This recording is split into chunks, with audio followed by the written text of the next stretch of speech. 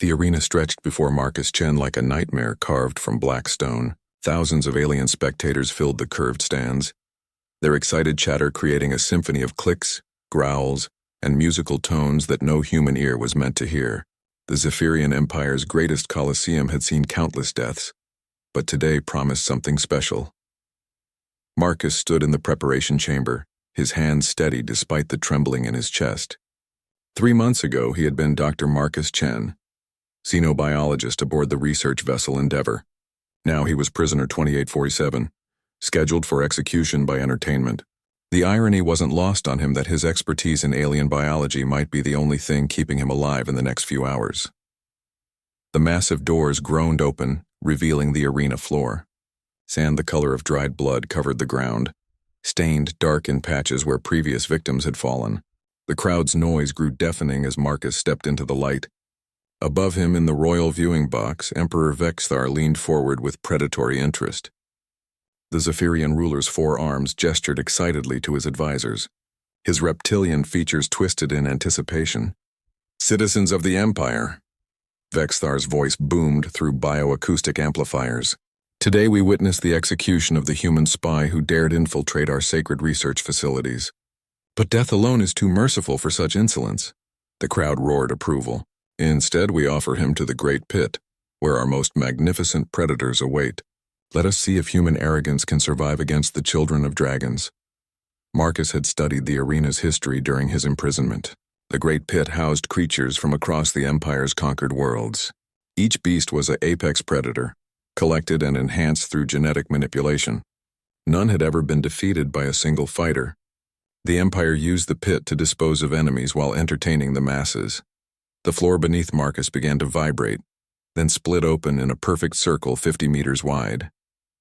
From the depths rose a cylindrical chamber with walls too smooth to climb. Ancient runes carved into the stone pulsed with bioluminescent energy, suppressing any technology that might aid escape. This was where hope came to die. As the pit settled into place, Marcus heard the first sound from below, a deep rumbling purr that resonated in his bones. Something massive was moving in the darkness beneath the arena floor. The crowd fell silent, sensing the approach of violence. "Release the Shadow Maw," Vexthar commanded. A section of the pit wall rotated open, revealing a tunnel that stretched into blackness. The creature that emerged defied easy description. It moved like liquid darkness, standing 3 meters tall with a sleek predatory build. Its hide absorbed light, making its exact shape difficult to discern except for the 6 glowing eyes arranged in 2 rows above a mouth filled with crystalline teeth. Each breath it took created small frost clouds in the air around its muzzle. The Shadow Maw circled the pit slowly, studying its prey. Marcus noticed how it moved, the way it tested the air with a forked tongue, the slight favoring of its left rear leg. Every detail mattered when facing a creature designed by evolution to kill. "You smell of fear, human," the beast spoke in perfect standard galactic, its voice like grinding stone. "Good. Fear makes the meat tender." Marcus didn't respond immediately. Instead, he watched the creature's patterns, memorizing its gait and posture. The Shadow Maw was confident, perhaps overconfident. It had never faced meaningful resistance in this pit. "I smell of curiosity," Marcus finally replied, his voice carrying clearly in the sudden silence. "You're not entirely natural, are you? Genetic modifications, combat enhancements, probably cybernetic implants in the neural cortex to increase aggression and reduce self-preservation instincts." The Shadow Maw stopped circling, its 6 eyes focused on Marcus with new interest. "You speak as one who knows the flesh shaper's arts. I know enough." Marcus slowly removed his prison tunic, revealing a body marked with scars from his months of captivity but still strong. "I know that your enhanced aggression comes with a price. Increased metabolic rate, shortened lifespan, and most importantly, reduced ability to adapt to unexpected stimuli." The creature's purr deepened to a growl. "Knowledge will not save you from my claws." "Maybe not," Marcus agreed, "but understanding might." What happened next surprised everyone in the arena. Instead of attacking or cowering, Marcus sat down cross-legged in the center of the pit. He closed his eyes and began to hum, a low, rhythmic sound that seemed to resonate with the arena's ancient stones. The Shadow Maw hesitated, confusion replacing certainty in its alien features. This was not the behavior of prey. The crowd began to murmur, sensing that something unexpected was unfolding. Marcus continued humming, the sound growing stronger. He had spent 3 months in captivity, learning everything he could about Zephyrian culture, their technology, their methods of genetic manipulation. The arena's bioluminescent runes weren't just decorative. They were part of a control system designed to influence the creatures below. The Shadow Maw took a step back, its head tilting as if listening to something only it could hear. Marcus's humming had found the harmonic frequency of the control runes, creating interference in their signal. For the first time in its enhanced life, the creature was thinking clearly, free from the artificial aggression that had defined its existence. "What are you doing to me?" the Shadow Maw whispered, its voice suddenly uncertain. Marcus opened his eyes, meeting the creature's gaze without fear. "I'm giving you back your mind. The question is, what will you do with it?" Above them, Emperor Vexthar leaned forward in his throne, his 4 hands gripping the viewing box's rail. This was not proceeding according to plan. No human should possess knowledge of their control systems. No prisoner should be able to counter their arena's ancient technology. The crowd had gone completely silent now, watching as predator and prey faced each other in a moment that defied all expectation. The Shadow Maw looked around the pit as if seeing it for the first time, then back at the human who had somehow freed it from its mental chains. For cycles beyond counting, "I have killed in this place," the creature said slowly. "I remember now before the flesh shapers took me. I was not always a thing of darkness and hunger." Marcus nodded, understanding. "None of us are what we were meant to be in this place, but we can choose what we become next." The transformation that followed would be spoken of in whispers throughout the Empire for generations to come. The human had done the impossible, turning the arena's greatest killer into something else entirely. As the Shadow Maw knelt before the man who had freed its mind, Emperor Vexithar realized that he had gravely underestimated the species they had so carelessly captured. The real show was just beginning. Emperor Vexithar's golden eyes blazed with fury as he watched the impossible scene unfold below. The human sat calmly beside the Shadow Maw, whose massive head rested peacefully on the sand. 3 months of careful planning, of setting up this execution as the highlight of the Festival of Conquest, and now his prized killing machine was behaving like a domesticated pet. "Impossible," General Korth muttered from beside the throne. The scarred Zephyrian military leader's scales had shifted to deep crimson, betraying his agitation. "The control runes have never failed before. That human should be nothing but bones and blood by now." Marcus could hear every word through the arena's amplification system. He gently placed a hand on the Shadow Maw's flank, feeling the unnatural heat that radiated from its enhanced metabolism. "What's your real name?" he asked quietly. The creature's 6 eyes blinked in sequence, an alien expression of confusion. "Name? I remember shadows. Moonlight on silver fur. The scent of flowers that bloomed only in the deep forests of..." The Shadow Maw's voice trailed off as suppressed memories surfaced. "Ketha. My name was Ketha before they made me into this." "Well, Ketha," Marcus said, standing and dusting sand from his legs. "It looks like we have an audience that's getting impatient. I don't suppose you'd be interested in helping me send a message." Above them, Vexthar had heard enough. His forearms gestured sharply to the arena controllers. "Release the Voidborn triplets. If one creature cannot handle this human aberration, 3 certainly will." The arena floor shuddered as new passages opened. From 3 different tunnels emerged creatures that made the Shadow Maw look almost mundane. Each Voidborn stood 4 meters tall, their crystalline exoskeletons refracting the arena lights into painful rainbows. They moved on 8 legs, each ending in razor-sharp talons that sparked against the stone floor. Their heads were eyeless, sensing prey through electromagnetic fields and pheromone detection. "Those are from the crystalline nebula," Marcus observed, his xenobiologist training kicking in despite their dire situation. "Apex hunters from a zero-gravity environment. They're completely blind but can sense bioelectric fields from kilometers away." Ketha rose to her full height, muscles tensing beneath her shadow-dark hide. "They were brought here recently. I remember their scent when the guards fed them." She paused, tilting her head toward Marcus. "They have not been freed as you freed me." The first Voidborn turned toward them, its crystalline head rotating with mechanical precision. When it spoke, its voice resonated through harmonic vibrations in its exoskeleton. New prey scent. Unusual electromagnetic signature. Beginning hunt protocol. Wait, Marcus called out, stepping forward with his hands raised. The crowd gasped as he approached the Voidborn, whose talons could slice through steel. You're hunters, not gladiators. This isn't your natural environment, is it? The three creatures paused, their heads tilting in unison. Their shared hive mind processed this unexpected development. Prey speaks. Prey questions. This is irregular. You come from the void between stars, Marcus continued, his voice carrying across the silent arena. No gravity, no atmosphere, unlimited space to hunt. Here you're trapped in a stone box, forced to kill for entertainment instead of survival.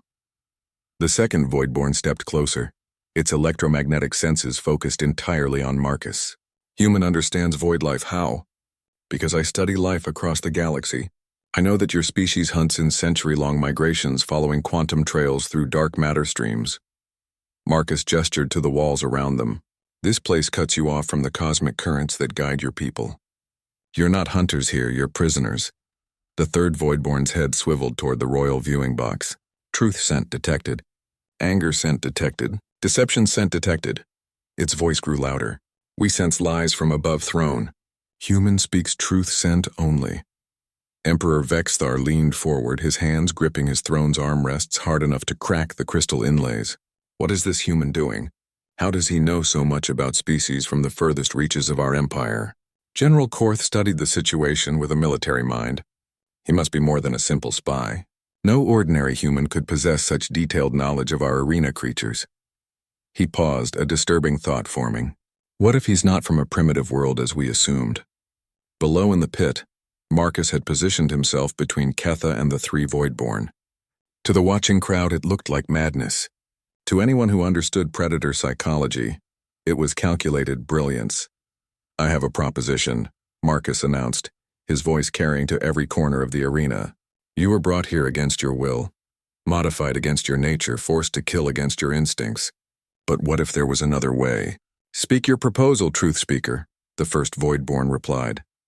Marcus smiled, and something in that expression made Emperor Vexthar feel cold despite the arena's heat. What if, instead of killing each other for their entertainment, we showed them what happens when Earth's children decide to stop being prey? The arena fell completely silent. Even the background hum of the building's systems seemed to pause as thousands of alien minds processed what they had just heard. Earth was a mythical world in Zephyrian culture, spoken of only in whispers as the birthplace of a species too dangerous to acknowledge. Impossible, General Korth breathed.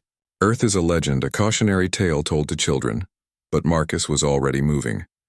He placed one hand on Keitha's flank and extended the other toward the nearest Voidborn. My name is Dr. Marcus Chen of the Terran Research Division. My people sent me to learn about your empire, to understand your ways and assess your capabilities.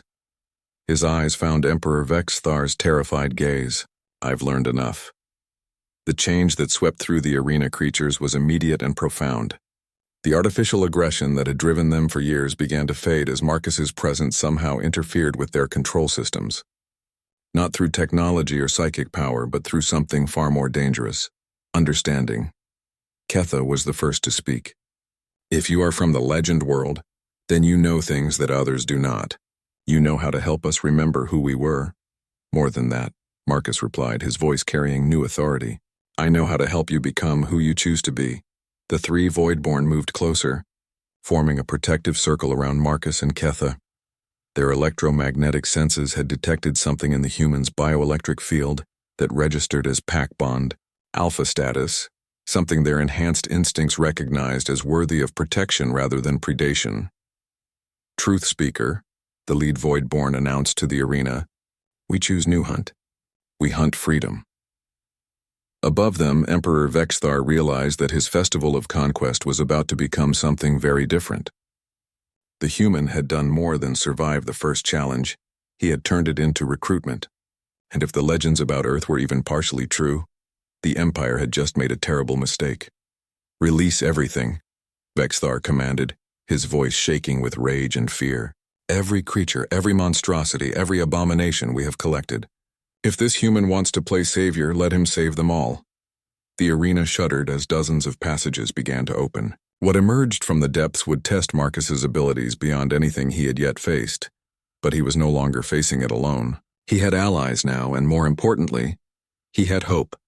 The real battle for freedom was about to begin. The arena floor erupted in chaos as dozens of passages disgorged their monstrous inhabitants. The crowd's excited cheers turned to gasps of horror as creatures that had never been released simultaneously emerged into the light. Emperor Vexthar had ordered the impossible, betting everything on overwhelming the human through sheer numbers. Marcus stood in the center of the expanding circle of nightmares, his mind racing to catalog each new threat. A pack of crystalline wolves materialized from one tunnel, their translucent bodies refracting light into blinding patterns. From another emerged something that looked like a walking mountain of chitinous armor, its dozen eyes scanning for prey. A flock of screaming shadows descended from above, their wings creating sonic disturbances that shattered arena fixtures. "This is madness," Ketha growled beside him, her shadow-dark form tensing for combat. "Even together, we cannot face them all." "We don't need to fight them all," Marcus replied, his voice surprisingly calm. "We need to understand them all." The nearest creature, a serpentine beast with metallic scales and plasma breath, reared back to strike. Marcus stepped forward instead of away, meeting its luminous gaze directly. "You're from the Forge Worlds, aren't you? Your people shaped metal with their breath, built cities from living alloy." The serpent's head swayed, confusion replacing aggression. How do you know the ancient ways? The Forge Worlds burned centuries ago, because someone cared enough to preserve their memory," Marcus said gently. "Even here, in this place of forced death, your true nature survives." Around them, more creatures hesitated. Marcus's words carried clearly through the arena's amplification, reaching every ear, every sensory organ, every consciousness present. The three Voidborn had positioned themselves strategically, their electromagnetic fields creating interference patterns that disrupted the arena's control systems more effectively than Marcus could manage alone. "Truth Speaker speaks of home memories," the lead Voidborn announced to the gathering creatures. "Truth Speaker knows old songs, forgotten names, lost paths." A massive crystalline entity that had been preparing to charge suddenly stopped, its faceted body refracting the arena lights into complex patterns. "You speak of the crystal gardens of Nexus Prime, but that world was destroyed during the Empire's expansion." "Destroyed, yes," Marcus acknowledged, "but not forgotten. Your people's music lives on in the quantum resonance of their crystal formations. Even the smallest fragment carries the echo of their songs." The impact of his words rippled through the assembled creatures. These beings had been torn from their homes, modified beyond recognition, forced to abandon their cultural identities in service to the Empire's entertainment. But Marcus spoke of things they thought lost forever, memories they had been conditioned to suppress. Emperor Vexthar watched in growing horror as his collection of killers began to gather around the human instead of attacking him. "This is impossible. The conditioning is absolute. They cannot resist their programming." "Unless," General Korth said slowly, pieces of a terrible puzzle falling into place, "the human is somehow countering the neural implants, but that would require knowledge of our most classified biotechnology." Below, Marcus had identified the key to survival. The arena's creatures weren't just physically modified, they were psychologically broken. Their conditioning relied on suppressing their original identities and replacing them with artificial aggression patterns. But those original identities could be reawakened if someone knew how to speak to what remained. "Listen to me," Marcus called out, his voice reaching every corner of the arena. "Each of you remembers something from before. A scent, a sound, a feeling that the conditioning couldn't touch. That memory is your true self, the part they couldn't destroy no matter how hard they tried." A pack of void hounds that had been circling for an attack suddenly stopped moving entirely. Their pack leader, a creature that looked like living darkness with stars for eyes, stepped forward. "You speak of the great hunt beneath the binary suns, but that was lifetimes ago before the Empire found our world." "The hunt never ended," Marcus replied. "It just changed targets. Instead of hunting prey across the starfields, you're hunting freedom in this arena." The philosophical implications of Marcus's words weren't lost on the watching Zephyrians. Their entire empire was built on the premise that conquered species would eventually accept their place as servants or entertainment. The idea that cultural identity could survive indefinitely, even through genetic modification and mental conditioning, threatened the foundation of their control. More creatures were joining the growing circle around Marcus. A flock of singing birds whose voices had been modified to produce sonic weapons began to harmonize in frequencies that predated their capture. The serpent from the Forge Worlds coiled protectively around the group, its plasma breath creating a warm barrier against the arena's chill. "You're making them remember who they were," Ketha observed with wonder. "But how is that possible? The Flesh Shaper's work is supposed to be irreversible. Memory isn't stored just in the brain," Marcus explained, one hand still resting on her flank while the other gestured to encompass their growing circle of allies. "It's encoded in genetic patterns and cellular structure, in quantum resonances that exist at the molecular level. The Empire can modify behavior, but they can't completely rewrite existence itself." The truth of this statement was being demonstrated all around them. Creatures that had been mindless killers moments before were exhibiting complex behaviors, displaying personality traits and cultural practices that their conditioning should have eliminated. The arena's control systems were failing, not because of technological sabotage, but because they faced something they had never been designed to handle: genuine understanding. Emperor Vexthar rose from his throne, his forearms spread wide in a gesture of command. "Enough of this madness. Deploy the Omega Protocol. Release the World Ender." The arena fell silent at those words. Even the creatures that had been moving to join Marcus's circle froze in terror. The World Ender was legend even among legends, a creature so dangerous that it was only released during the most extreme circumstances. It had never been defeated, never been controlled, never been anything but a force of pure destruction. "What is the World Ender?" Marcus asked, noting the fear in every face around him. Ketha's response was barely a whisper. "Death-given form. It destroyed its own world rather than submit to capture. The Empire keeps it in stasis, only awakening it when they need to erase something completely from existence." The floor beneath their feet began to vibrate as ancient mechanisms activated deep below the arena. Whatever was rising from the depths made the combined might of every other creature seem insignificant by comparison. The very air grew thick with malevolent presence as something that had never known mercy or restraint began to wake. "Then we'd better be ready to show it what humanity really is," Marcus said quietly, his eyes finding each of his new allies in turn. "Because I have a feeling this is what we've been preparing for all along." The World Ender was coming, but it would not find the same broken spirits that had cowered before it in the past. It would face something the Empire had never expected to encounter in their arena of death: hope backed by unity and guided by understanding. The greatest test was yet to come. The ancient mechanisms beneath the arena groaned to life with sounds like dying worlds. Dust rained from the ceiling as systems that had lain dormant for decades activated. The World Ender's containment chamber was rising from depths that predated the Empire itself, from caverns carved out of solid bedrock where the most dangerous force in known space waited in artificial sleep. Marcus felt the change before he saw it. The air grew thick and oppressive, carrying a psychic weight that pressed against his mind like a physical force.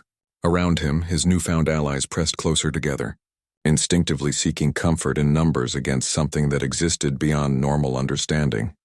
"It awakens," whispered the lead Voidborn, its electromagnetic senses detecting energy patterns that defied classification. "We sense a wrongness.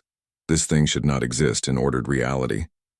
The arena floor split open in a perfect circle 3 times larger than any previous opening.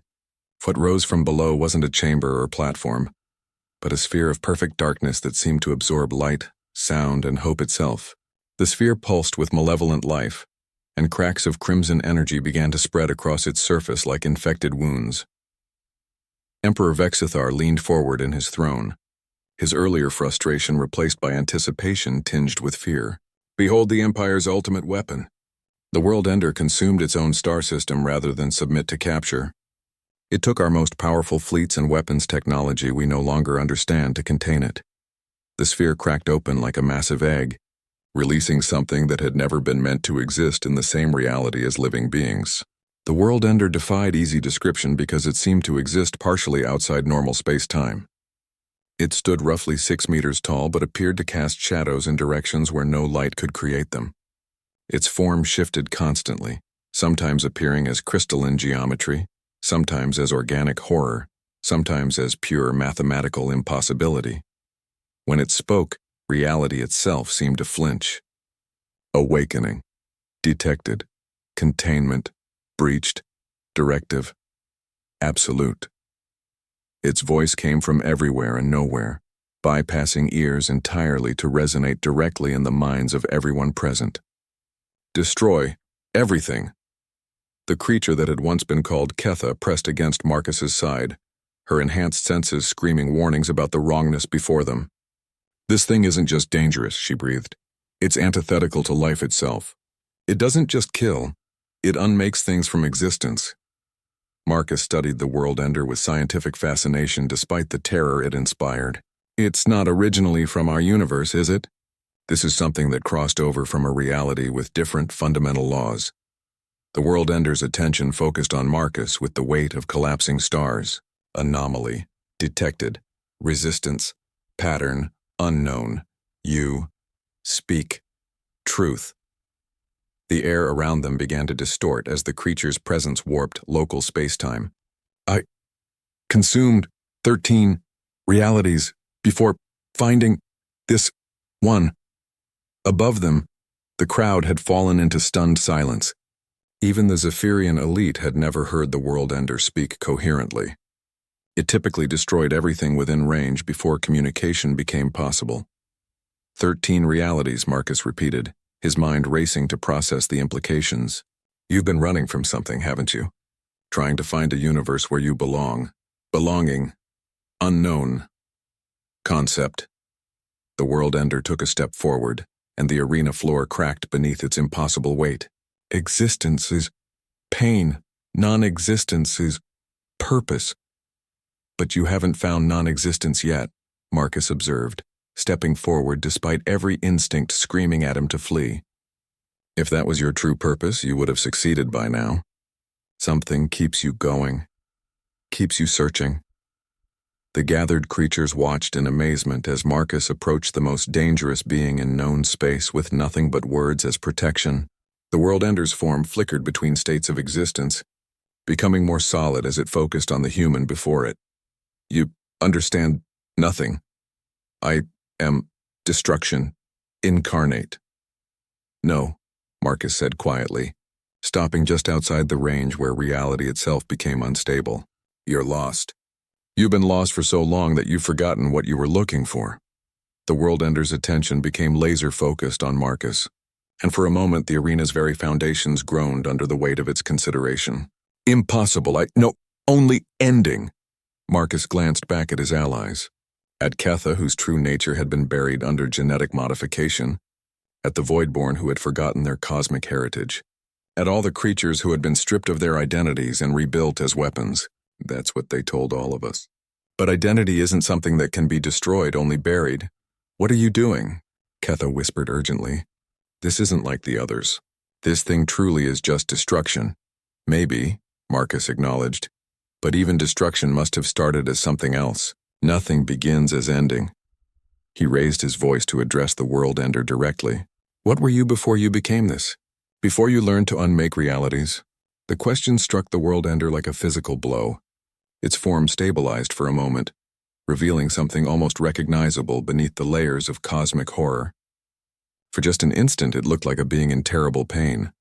I was... The world ender's voice cracked, showing vulnerability that hadn't existed for eons. I cannot remember. The pain of forgetting is constant. Emperor Vexthar half rose from his throne in shock. Impossible. The world ender has never shown anything but aggression. It destroyed 3 star systems during its capture. But Marcus had seen something in that moment of vulnerability that changed everything. The pain isn't from being trapped here, he said with sudden understanding. It's from not being able to remember what you lost. You're not trying to destroy everything. You're trying to find something that was taken from you. The arena fell completely silent, as the most dangerous being in existence struggled with concepts it had long forgotten. Memory, loss, purpose beyond destruction. The world ender's form flickered rapidly between states as if different aspects of its nature were warring for control. If that were true, it said slowly, what would you Suggest? Marcus looked around at the circle of creatures that had found their way back to themselves, through remembering who they had been before capture and modification. The same thing I offered them, a chance to choose who you want to become instead of being defined by what was done to you. The offer hung in the air like a challenge to the fundamental order of the Empire itself. The World Ender had been their ultimate weapon, their final solution to any threat too large for conventional forces. If it could be reached through understanding rather than controlled through force, everything they believed about power and conquest would prove to be wrong. Choice, the World Ender repeated, the word echoing through dimensions that normal beings couldn't perceive. I had forgotten that word. Above them, Emperor Vexthar realized that his greatest weapon was about to slip from his control, just as all the others had. But unlike the other creatures, the World Ender possessed power that could threaten not just the arena, but the entire empire. If it truly chose freedom over servitude, the consequences would be unimaginable. Guards, he commanded, his voice tight with barely controlled panic. Activate the emergency containment protocols. Prepare the Imperial fleet for immediate deployment. If we cannot control the World Ender, we must be ready to evacuate this world. But in the arena below, something unprecedented was occurring. The World Ender was learning to remember who it had been before becoming what it was forced to become, and Marcus was about to discover that some choices once made could reshape reality itself. The World Ender stood motionless for what felt like eternity, its form cycling through states of existence as it grappled with memories that had been buried beneath eons of pain and rage. Around the arena, emergency klaxons began to wail as automated systems detected energy readings that exceeded their measurement capabilities. Marcus maintained his position despite every survival instinct screaming at him to run. He had seen the flicker of something else beneath the cosmic horror, something that remembered what choice meant. Take your time, he said gently. Memory is painful when it returns after being lost for so long. I was. The World Ender began, then stopped as its form solidified slightly. When it spoke again, its voice carried harmonics that hadn't existed before. Undertones of something that might once have been beautiful. I was called Harmony. I was a composer. The revelation hit Marcus like a physical blow. Composers were legendary beings from the earliest days of galactic civilization, entities capable of manipulating the fundamental frequencies that held reality together. They had been creators, artists who painted with the forces of existence itself. Composers were myth, breathed one of the Voidborn, its electromagnetic senses detecting resonance patterns that confirmed the impossible truth. They shaped the first worlds, sang stars into being, composed the melodies that became natural laws. Harmony's form continued to stabilize as more memories surfaced. My people, we created beauty from chaos. We gave song to the silence between galaxies. The cosmic horror began to fade, revealing glimpses of something that had once been magnificent. But creation requires destruction. To compose new realities, old ones must be unmade. Someone used that against you, Marcus realized with growing horror. They corrupted your nature, turned your ability to reshape reality into a compulsion to destroy it. The Empire found me, Harmony confirmed, pain evident even in its alien voice. They needed a weapon capable of erasing problems completely. They modified my purpose, made destruction my only song. The air around it began to shimmer with possibilities barely held in check. For millennia, I forgot what I had been, remembered only what they made me become. Emperor Vexthar's 4 hands clenched into fists as he listened to the exchange. The World Ender had been the Empire's greatest secret weapon precisely because it was beyond control or negotiation. It simply destroyed what it was pointed at, without question or hesitation. If it truly was remembering its original nature, General Korth, he commanded sharply, how quickly can we evacuate the capital? The nearest ships could be ready in 6 hours, Korth replied, his tactical mind already calculating worst-case scenarios. But if that thing decides to exercise its full power, 6 minutes might not be enough. Below in the arena, Marcus stepped even closer to Harmony, now close enough that he could see the reality distortions surrounding the ancient being. You said creation requires destruction. What if destruction could become creation again? Impossible, Harmony's voice cracked between dimensions. I have forgotten how to compose anything but endings. But you remember that composition was possible, Marcus pointed out. Memory is the first step toward reclamation.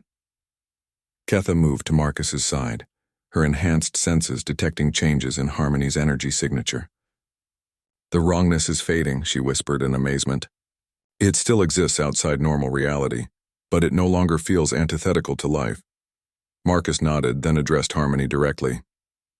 Show me what you remember of creation. Not the destruction you were forced to become, but the composition you chose to be. Harmony hesitated, then slowly raised what might have been arms toward the arena's ceiling. Reality around it began to shift, but instead of the violent distortions that preceded annihilation, space itself seemed to sing. Colors that had no names painted themselves across the air, and for just a moment, everyone present glimpsed what creation looked like when wielded by a master. A single flower bloomed in the blood-stained sand at Harmony's feet. It was small, delicate, and absolutely impossible according to every known law of physics. Yet there it was, proof that destruction could indeed be transformed back into creation.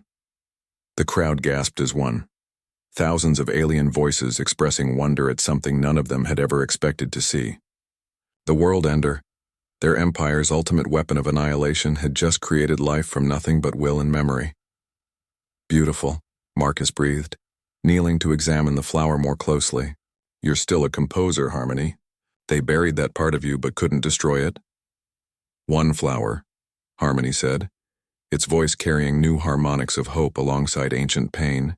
In all these eons of unmaking, I had forgotten that making was possible. Around them, the other creatures pressed closer. They had all seen their identities buried beneath imperial modifications, but none had witnessed such a dramatic reclamation of original purpose. If Harmony could transform from Universal Destroyer back to Reality Composer, what might be possible for all of them? This changes everything, the lead Voidborn observed, its pragmatic mind already calculating implications. If Truth Speaker can help the World Ender remember creation, then no imperial conditioning is truly permanent. Marcus looked around at his growing collection of allies, then up at the royal viewing box where Emperor Vexithar sat frozen in horrified fascination. I think that's exactly the point. The Empire's power depends on making people forget who they were before conquest. But identity isn't something that can be permanently erased. What are you proposing? Ketha asked, though her tone suggested she already knew the answer. I'm proposing that we stop being their entertainment and start being ourselves, Marcus replied. All of us. Every creature in this arena. Every being in their empire who was forced to become something they weren't meant to be. Harmony's form had solidified enough that its original magnificence was becoming visible beneath the layers of imposed horror. Composition on such a scale would require extensive preparation. The Empire has built reality distortions throughout their space to prevent exactly such an undertaking. Then we'd better get started, Marcus said with a grin that made Emperor Vexthar's blood run cold. How many realities did you say you'd been through? I'm guessing you learned a few things about dismantling systems of control along the way. Indeed, Harmony replied, and now its voice carried harmonics of anticipation that made the arena itself resonate in sympathy. Perhaps it is time to compose a new song entirely. Above them, Emperor Vexthar finally found his voice. Guards, full defensive positions. Contact the fleet command immediately. He turned to General Korth with desperation in his eyes. How do we stop this? Korth studied the scene below with a military commander's clinical assessment. The World Ender was no longer under Imperial control. The arena creatures had unified behind the human, and reality itself was beginning to respond to forces they didn't understand. I don't think we can, Your Majesty. I think we're about to witness the end of the Empire as we know it.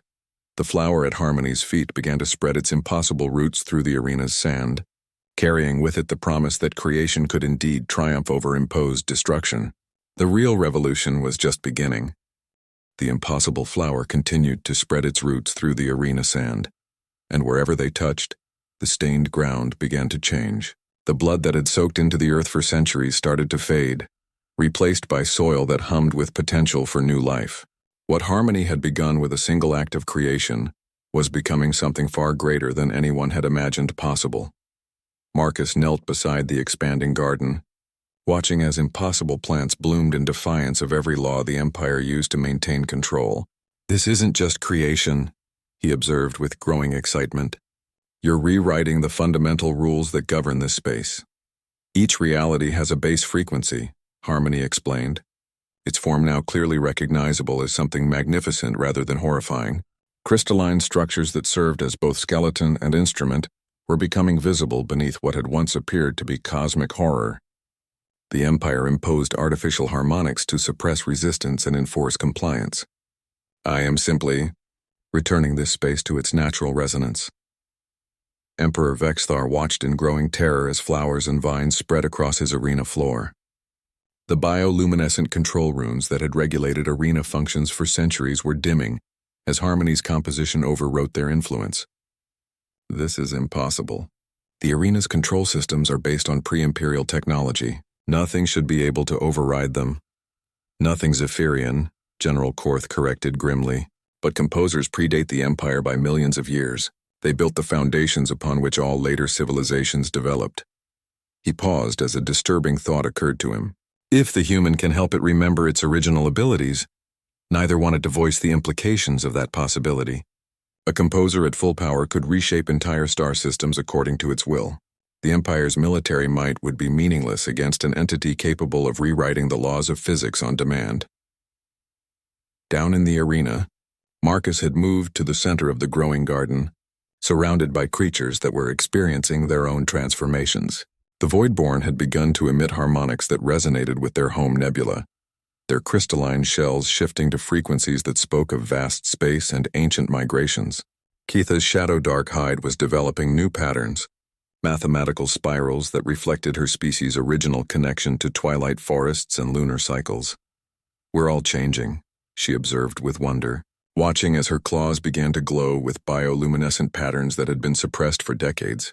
"The composition isn't just affecting the environment. It's helping us remember who we were meant to be." "Because environment and identity are linked," Marcus replied, his own human form unchanged but somehow more present, more real than it had been before. The Empire understood that if you change someone's surroundings completely, you can change their sense of self. But the reverse is also true. Harmony had reached the arena walls and was examining the ancient stonework with new interest. These foundations are far older than the current structure.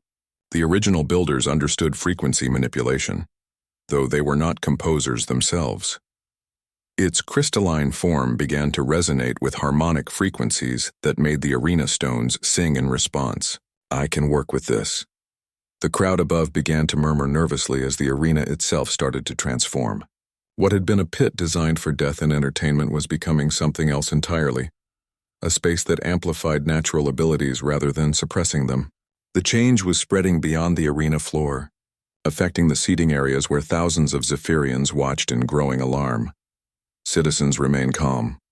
Emperor Vexthar's voice boomed through the announcement systems, but his own panic was evident in every word. "Technical difficulties are being addressed. The situation is under control." "Like hell it is," Marcus said quietly, his words somehow carrying clearly to every corner of the transforming arena. His understanding of acoustic principles, combined with Harmony's reality manipulation, allowed his voice to reach everyone present. "This isn't a technical difficulty. This is a choice. Everyone here can choose to remember who they were before the Empire told them who to be." The effect of his words was immediate and profound. Throughout the crowd, Zephyrian citizens began to look around as if seeing their surroundings clearly for the first time. The arena had been designed to promote bloodlust and aggression, using architectural principles and energy frequencies that influenced emotional states. As Harmony's composition spread, those influences were being replaced with something that promoted clarity and self-reflection. "I haven't felt this clear in years," one spectator whispered to another. "When did we become people who enjoyed watching others die for sport?"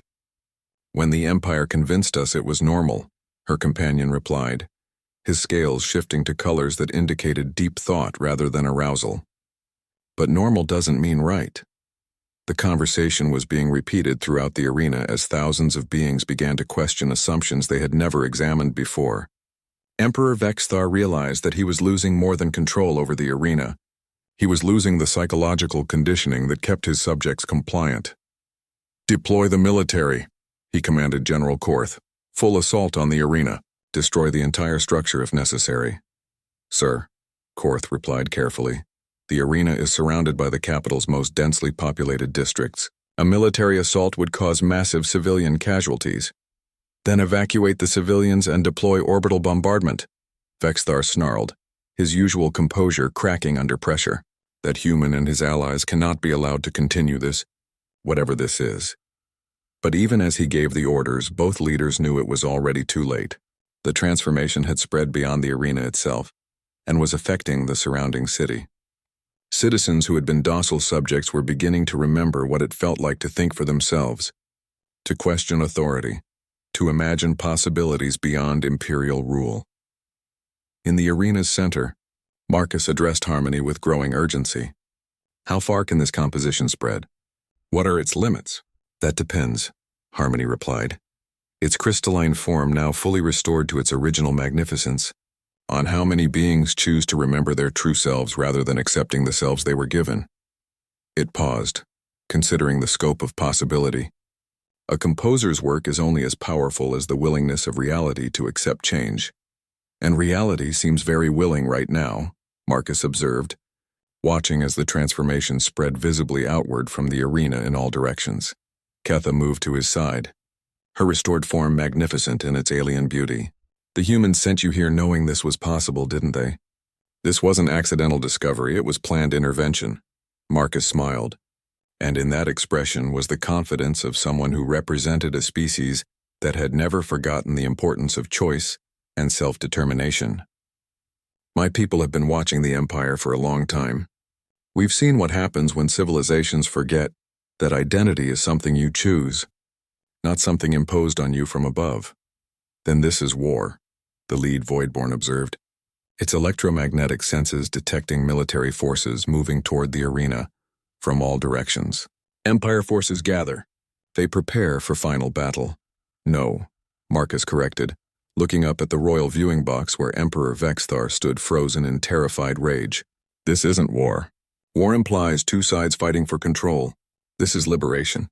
We're not trying to conquer the Empire. We're trying to help it remember what it was before it became an empire."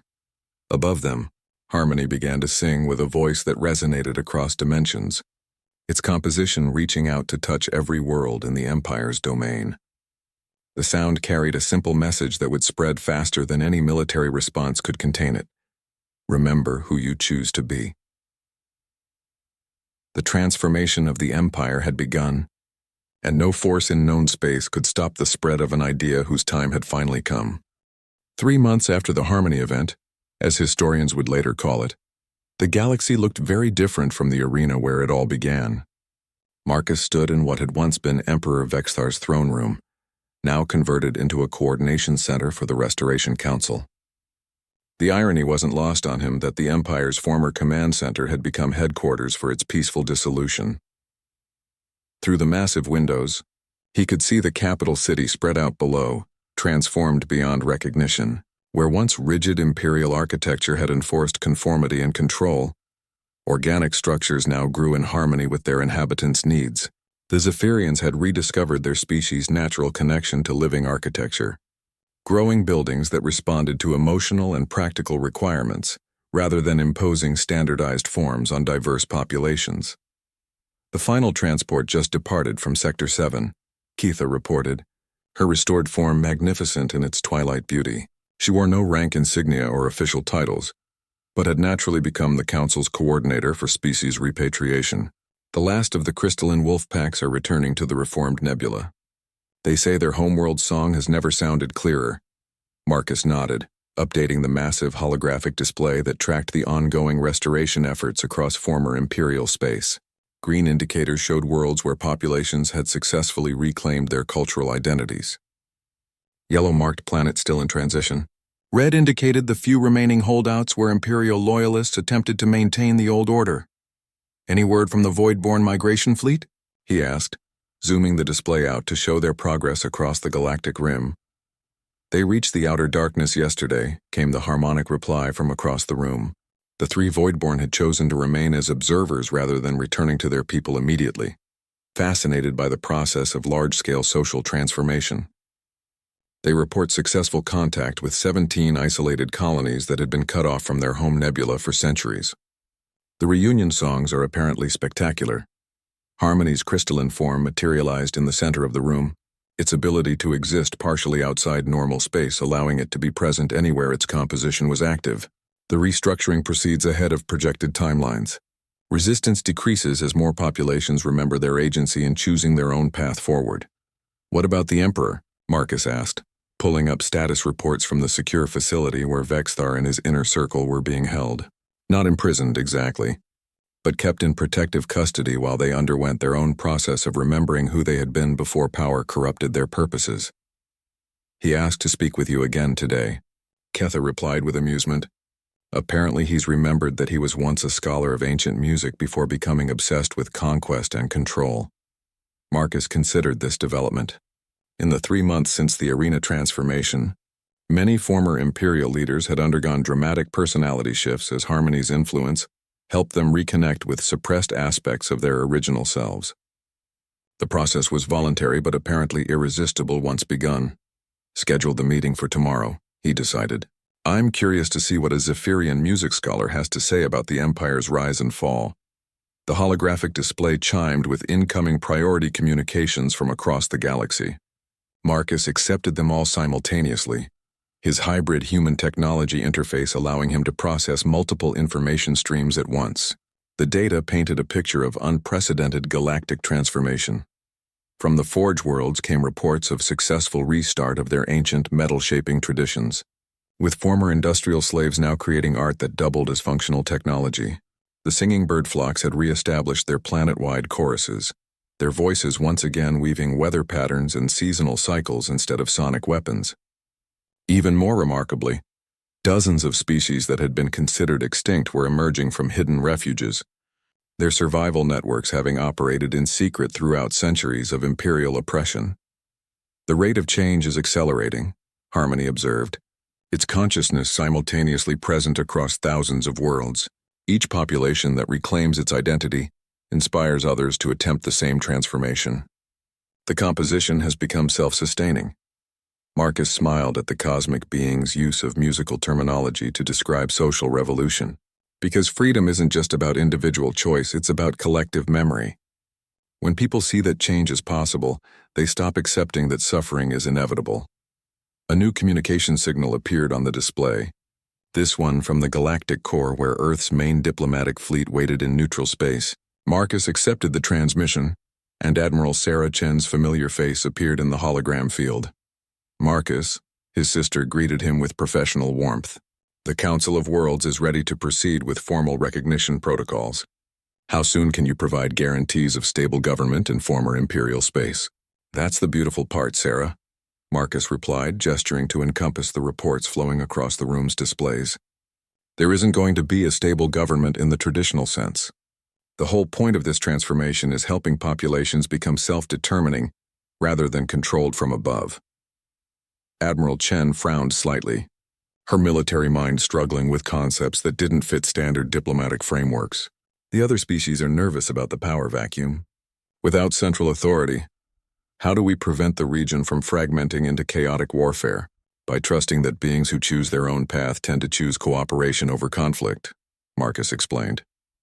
Look at the data, Sarah. Inter-system disputes have dropped to historic lows.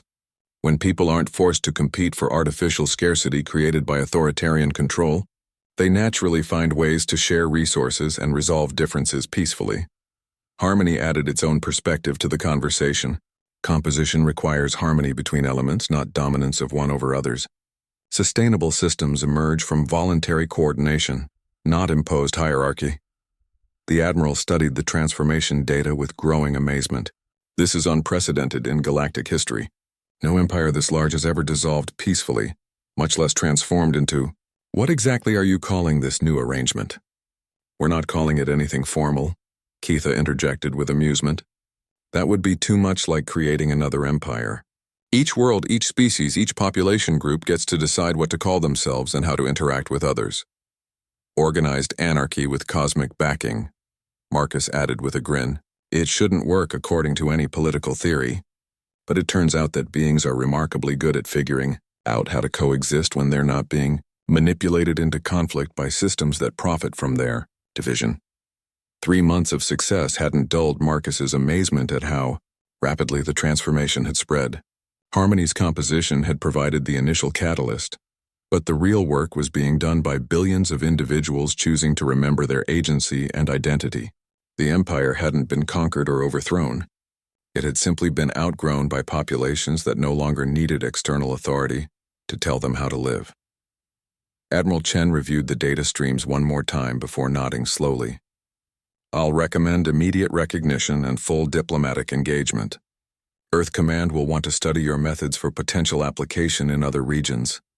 Just remember, Marcus cautioned as he prepared to close the communication link.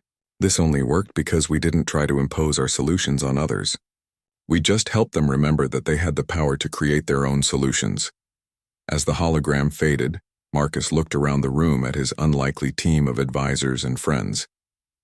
A shadow dancer from Twilight Forests, 3 cosmic hunters from the void between stars, a reality composer older than most galaxies, and 1 determined human xenobiologist who had learned that understanding was more powerful than any weapon. So what's next? Ketha asked, settling gracefully into a chair that grew from the floor to accommodate her needs. Next, we keep helping, Marcus replied, updating the display to show regions beyond former imperial space where other authoritarian systems still operated. There are a lot of beings in this galaxy who still need to remember that they have choices. Harmony's crystalline form resonated with harmonics that sounded remarkably like laughter. Indeed, the composition is far from complete. There are many more verses yet to be written. Outside the windows, the transformed city hummed with the contentment of beings living according to their own nature, rather than imposed expectations. In arena pits across former imperial space, flowers grew where blood had once stained the sand. And in the space between stars, ancient songs carried messages of hope to worlds still waiting to remember that freedom was always a choice, never a privilege to be granted by others. The human who had been cast into a dragon pit for entertainment had instead taught the dragons to remember their own power.